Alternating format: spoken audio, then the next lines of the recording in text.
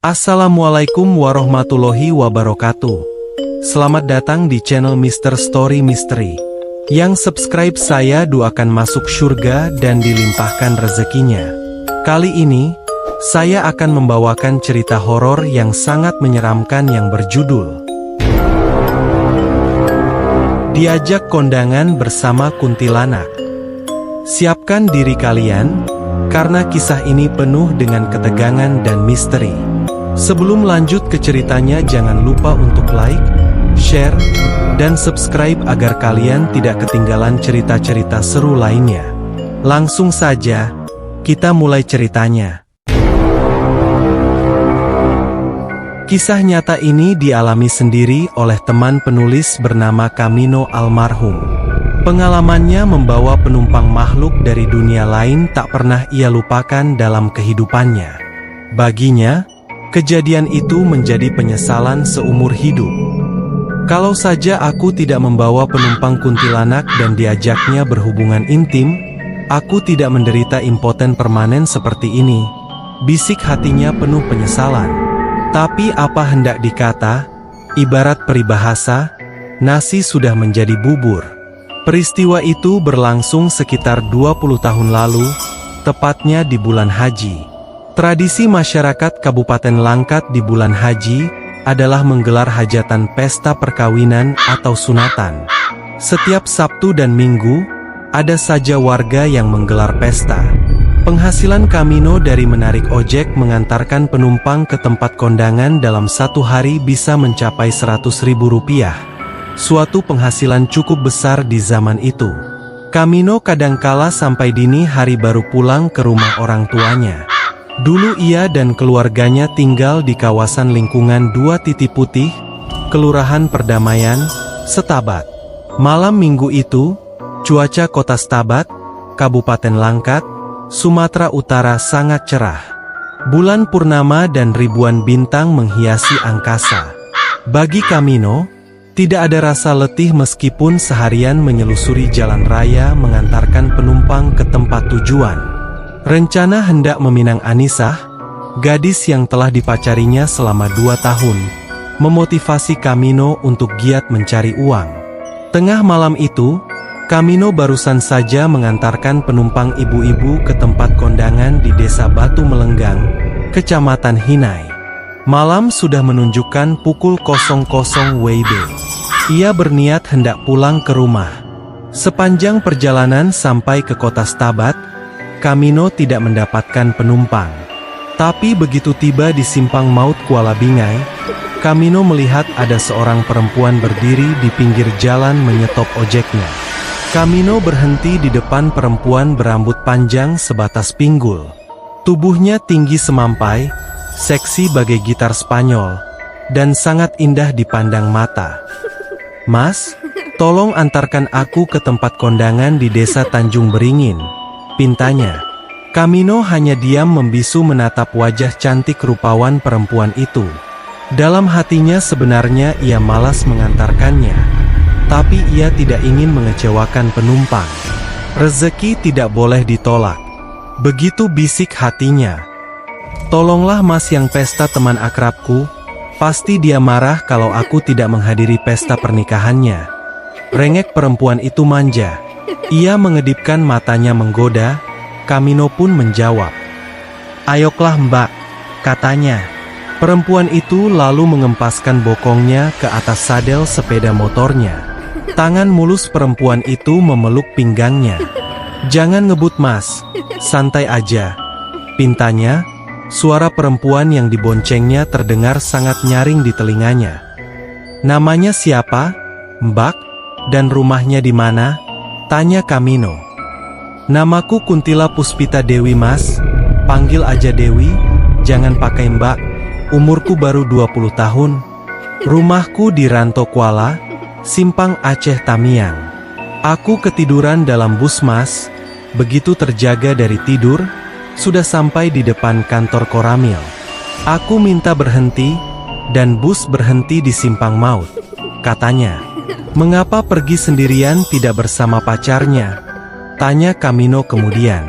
"Aku belum punya pacar, mas, aku ini janda," jawabnya. Anaknya berapa? Tanya Camino. Enggak punya anak Mas, suamiku meninggal 2 tahun lalu, korban kecelakaan lalu lintas. Sejak suamiku meninggal, aku menjanda. Dan Mas sendiri sudah punya istri? Ia balik bertanya. Sudah, jawab Camino berdusta. Sudah punya anak, Mas? Belum. Sudah berapa tahun menikah? Mas? Sudah setahun. Perempuan itu ternyata enak diajak bercerita. Tak terasa, perjalanan sudah hampir tiba di tempat tujuan. Mas di Simpang Pasar 8 nanti belok, katanya. Begitu memasuki Simpang Pasar 8 di Kecamatan Hinai, terlihat ramai tamu undangan keluar masuk menuju ke tempat pesta. Padahal tadi, saat Camino lewat di simpang itu setelah mengantarkan penumpang dari desa Batu Melenggang, tempat itu terlihat sepi. Mengapa sekarang terlihat ramai? Bisik hatinya merasa heran. Namun, orkes dangdut yang menyemarakan pesta pernikahan malam itu membuat Camino terlena dan larut dalam suasana gembira. Kedatangan Dewi disambut dengan peluk cium oleh penyambut tamu. Camino diperkenalkan sebagai pacar barunya. Pemuda itu hanya tersenyum-senyum saja. Mas, tunggu di sini sebentar ya. Dewi mau menemui pengantin wanita, katanya. Camino hanya mengangguk. Dia duduk sambil menyantap sepiring nasi putih bersama lauk pauknya dengan lahap. Dia asyik menonton pertunjukan orkes dangdut, sehingga tidak memikirkan hal-hal gaib yang terjadi di depannya. Ketika matanya melihat Mia, Camino mengernyitkan dahi.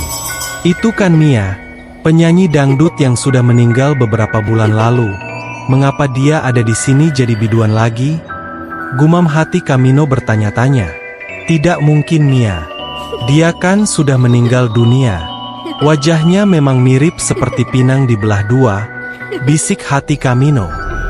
Mas, yuk kita ke rumah temanku. Mas mau pulang sudah tanggung. Mendingan pulang besok pagi aja. Di rumah temanku Mas bisa istirahat, ujar Dewi. Benar juga, bisik hati Camino. Dewi mengajak Camino ke rumah temannya. Mereka berjalan melewati ganggang yang sempit. Bangunan rumah sangat rapat berdempetan. Gang masuk ke rumah teman Dewi hanya cukup untuk ukuran tubuh. Bentuk bangunan rumah itu bermacam-macam sesuai dengan status keluarga yang membangunnya. Ada yang berdinding beton dan berlantai keramik, ada juga yang hanya berdinding gedek, bahkan tidak berdinding sama sekali. Tiba di sebuah rumah bercat putih, Dewi berhenti. Ini rumahnya, Mas, katanya. Pintu rumah yang terkunci dibuka, dan keduanya memasuki rumah itu. Cahaya dalam rumah itu remang-remang. Penghuni rumah ini kemana? Tanya Camino. Di tempat pesta tadi, besok pagi mereka pulang, jawab Dewi. Jadi di rumah ini kita tinggal berdua. Dewi hanya mengangguk. Duduk dulu, Mas, kita ngobrol sambil minum kopi, ujar Dewi. Camino hanya mengangguk. Dewi, selain menyeduh kopi hangat, juga ganti pakaian. Begitu ia muncul sambil membawa minuman, Dewi mengenakan busana tipis, dan Camino pun terperangah. Dewi hanya tersenyum-senyum, mengerlingkan bola matanya untuk menggodanya. Mas, ini kopinya, kata Dewi sambil duduk merapat, tanpa malu ia sandarkan kepalanya di tubuh Camino. Kenapa? Rambut Dewi tercium bau bunga kantil, bisik hati Camino. Tapi, Camino tidak mempedulikannya. Ia sama sekali tidak menaruh rasa curiga jika perempuan yang dipeluknya adalah makhluk dari dunia lain. Mas, kata Dewi. Kata-kata itu hanya sampai di situ saja. Ia lama menatap wajah Camino, seakan meminta sesuatu. Camino paham apa keinginan Dewi. Terus temani aku, Mas. Aku merasa sepi sejak suamiku meninggal. Aku ingin merasakan kebersamaan lagi, cerita Dewi berterus terang. Camino terus mendengarkan cerita Dewi, berusaha menenangkan dan menghiburnya. Mas temani aku, pinta Dewi mengiba. Kamino hanya mengangguk. Sekian cerita tentang diajak kondangan bersama kuntilanak. Nantikan part 2 dari cerita ini. Terima kasih sudah mendengarkan cerita horor sampai selesai. Jika kalian suka dengan cerita ini, jangan lupa untuk like, share, dan subscribe agar tidak ketinggalan cerita-cerita seru lainnya.